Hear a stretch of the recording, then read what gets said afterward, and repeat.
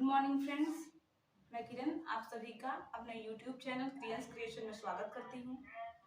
हमारा आज का टॉपिक है बायोलॉजी।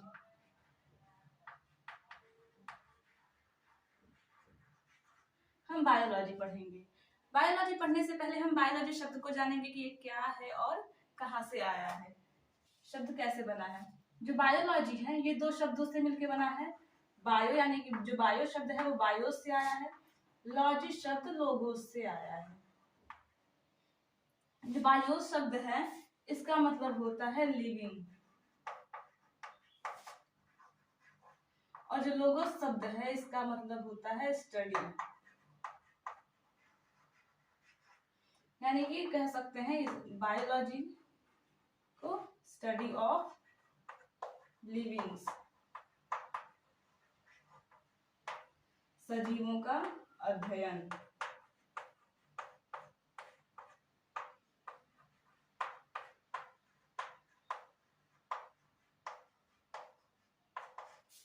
सजीव क्या होते हैं? सजीव जिनमें जीवन होता है, सजीव उन्हें कहते हैं जिनमें जीवन होता है। इसका मतलब हम इसको जीवन का अध्ययन भी कह सकते हैं।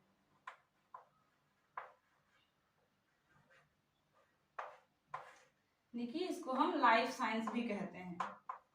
जीवन का अध्ययन करते हैं इस वजह से इसे लाइफ साइंस भी कह देते हैं बायोलॉजी को। लेकिन जीवन होता क्या है? कैसे पता कि किसी में जीवन है या नहीं है, कोई चीज सजीव है या नहीं है? तो इसके लिए कुछ लक्षण होते हैं। इन लक्षणों के आधार पे हम ये पता करते हैं कि कोई भी जीव सजीव है या निर्जीव है। तो कुल मुख्यतः 5 लक्षण होते हैं, जिसमें पहला लक्षण है वृद्धि,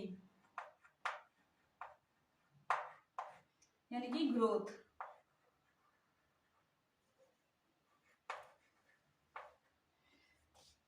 सजीव, अगर कोई भी सजीव है उसमें वृद्धि होगी, लेकिन इसका मतलब ये नहीं है कि निर्जीवों में मतलब सभी जीव, जितने भी जीव हैं सभी मतलब वृद्धि करेंगे तो ही वो सजीव होंगे। क्योंकि कुछ निर्जीव चीजें भी ऐसी हैं जो वृद्धि तो करती हैं लेकिन वो सजीव नहीं होती हैं। तो जो सजीव होते हैं उनमें इंट्रिंसिक ग्रोथ होती है। इंट्रिंसिक यानी कि मतलब उनका वो एक तरह से पूरा डेवलपमेंट होता है। लेकिन अगर निर्जीवों में कोई वृद्धि होती है तो वो एक्सट्रिंसिक ग्रोथ होती है, जो कि बाहरी वृद्धि होती है, लेकिन वो सजीव नहीं होते हैं। तो केवल एक लक्षण को देख के हम नहीं कह सकते कि ये जो है सजीव है। इसके लिए हमें अन्य लक्षणों पर भी ध्यान देना होगा। तो अगला लक्षण है, जैसे कि हम कह सकते हैं उपापचयी क्रियाएं होती हैं। उपापचयी क्रियाएं होती हैं।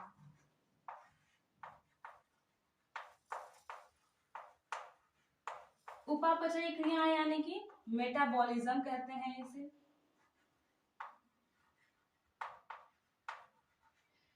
उपापचयी क्रियाएं क्या होती हैं? कोई भी सजीव शरीर के अंदर बहुत सारी क्रियाएं होती हैं। जैसे हमारे शरीर में पाचन होता है, अन्य जितने भी सजीव हैं सब में पाचन की क्रिया होती है। श्वसन होता है, रेस्पिरेशन। जितनी भी इस तरह की क्रियाएं हो रही हैं शरीर के अंदर वो उपापचयी क्रियाएं कहलाती हैं। जो सजीव होते हैं उनमें अपने ही समान संतान को उत्पन्न करने की क्षमता होती है, जिसे जनन कहते हैं। जनन या प्रजनन कह देते हैं। जनन, रिप्रोडक्शन।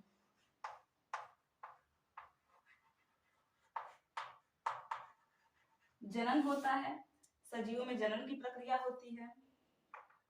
जनन, जो सजीव होते हैं उनमें संवेदनशीलता होती है। संवेदनशीलता,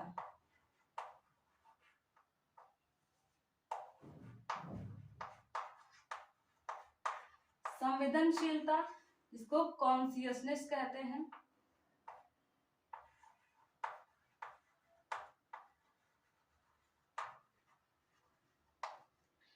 कॉन्शियसनेस यानी संवेदनशीलता का मतलब है जितनी भी फीलिंग्स होती हैं, सुख का फील करना, दुख का फील करना, महसूस करना, और यानी कि उद्दीपन के प्रति अनुक्रिया करते हैं ये जो सजीव होते हैं। इनके अगर निर्जीवों की बात करें तो निर्जीवों में संवेदनशीलता नहीं होती है। और एक और लक्षण है कोशिकीय संगठन।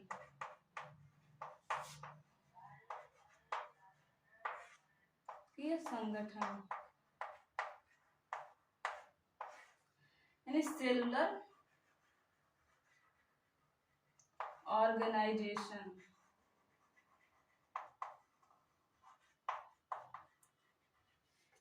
जितने भी सजीव होंगे उनका शरीर कोशिका से मिलके बना हुआ होता है। सभी सजीवों का शरीर कोशिकाओं से मिलके बना हुआ होता है। कुछ सूक्ष्म जीव होते हैं और कुछ सूक्ष्म नहीं होते हैं। अर्थात कह सकते हैं कि ये जो कोशिकाएं हैं, कोई जीव एक कोशिका से भी मिलकर बना हो सकता है और एक से अधिक कोशिकाओं से भी मिलकर बना हो सकता है। हमारा शरीर भी कोशिकाओं से मिलकर बना हुआ है। हमारा जो शरीर है कोशिका से बनता है, कोशिका से ऊतक बनता है, टिश्यू, सेल, ऊतक से अंग बनते हैं,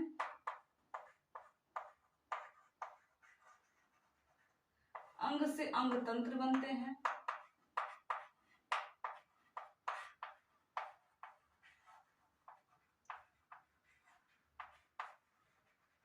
और अंग तंत्र से हमारा शरीर बनता है।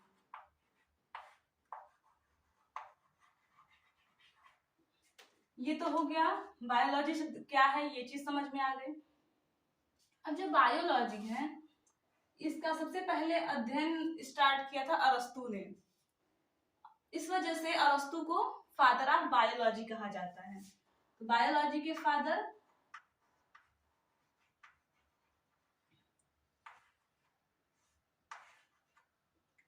अरस्तु हैं।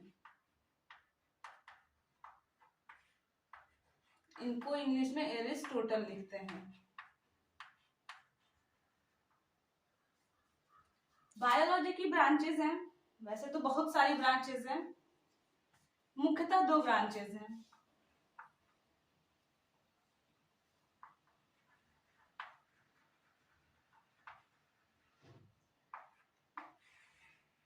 एक जिसको जूलॉजी कहते हैं और दूसरा बॉटनी। जूलॉजी यानी जंतु विज्ञान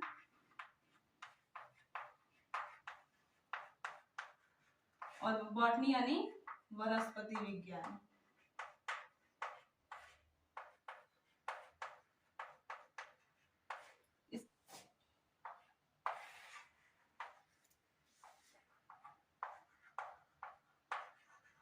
जूलॉजी और बॉटनी। जूलॉजी यानी जंतु विज्ञान, इसमें जंतुओं का, एनिमल्स का अध्ययन किया जाता है। बॉटनी को वनस्पति विज्ञान कहते हैं, जिनमें प्लांट्स का अध्ययन किया जाता है। जूलॉजी के फादर जो हैं अरस्तु को ही कहा जाता है। अरस्तु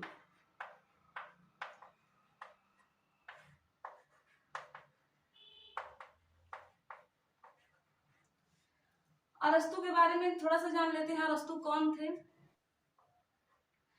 अरस्तु जो कि सिकंदर के गुरु हैं। सिकंदर जो कि विश्व विजेता बना, उसमें अरस्तु के सिखाए गए ज्ञान का बहुत ही योगदान था। लेकिन ये दुख की बात है कि सिकंदर की मृत्यु के पश्चात उनकी मृत्यु का जो आरोप लगा अरस्तु पे लगा और इन्हें सिकंदर के यहाँ से छोड़ के भागना पड़ा। तो ये सिकंदर की मृत्यु के बाद इन्हें छुप के भागना पड़ा, क्योंकि उनके मृत्यु का इल्जाम इन्हीं पर लगाया गया और उस समय अगर ये मिल जाते तो इन्हें फांसी की सजा दे दी जाती। इन्होंने इनका स्कूल भी था खुद का। इन्होंने बहुत सारी पुस्तकें लिखी, जिनमें जंतु विज्ञान के क्षेत्र में जो पुस्तक लिखी उसे जंतु इतिहास कहते हैं। जंतु इतिहास पुस्तक लिखी इन्होंने, जिसको हिस्टोरियन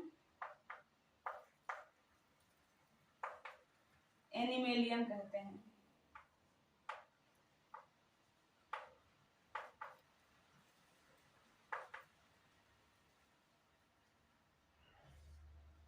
हिस्टोरिया एनिमेलियन पुस्तक लिखी, जिनमें इन्होंने बहुत सारी चीजें लिखी हुई हैं जंतु विज्ञान के बारे में।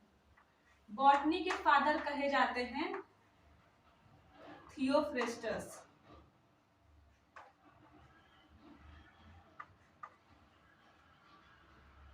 थियोफ्रेस्टस को कहा जाता है वनस्पति विज्ञान के पिता, जनक, क्योंकि इन्होंने वनस्पति विज्ञान के क्षेत्र में बहुत योगदान दिया था। और ये सुन के बहुत अच्छा लगेगा आप लोगों को कि ये जो थियोफ्रेस्टस है वो भी अरस्तु के शिष्य हैं, यानी कि इन्हीं से प्रेरित होकर उन्होंने वनस्पति विज्ञान के क्षेत्र में इतना योगदान दिया और आज जो है फादर ऑफ बॉटनी कहे जाते हैं। थियोफ्रेस्टस ने भी एक पुस्तक लिखी। और हाँ, अरस्तु ने एक विद्यालय भी खोला था। जब सिकंदर की मृत्यु का आरोप लगा इन पे, तो ये जब छोड़ के चले गए, तो उसके बाद उस स्कूल को संभालने का काम थियोफ्रेस्टस ने ही किया था। थियोफ्रेस्टस की बुक है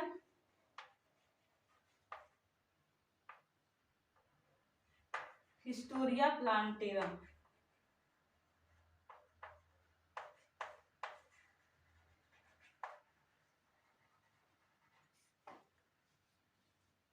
हिस्टोरिया प्लांटेरम बुक लिखी थी इन्होंने।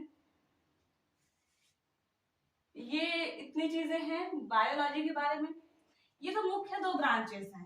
इसके अलावा कुछ और ब्रांचेस भी हैं बायोलॉजी की, जैसे कह सकते हैं कि मार्फोलॉजी है, एनाटॉमी है,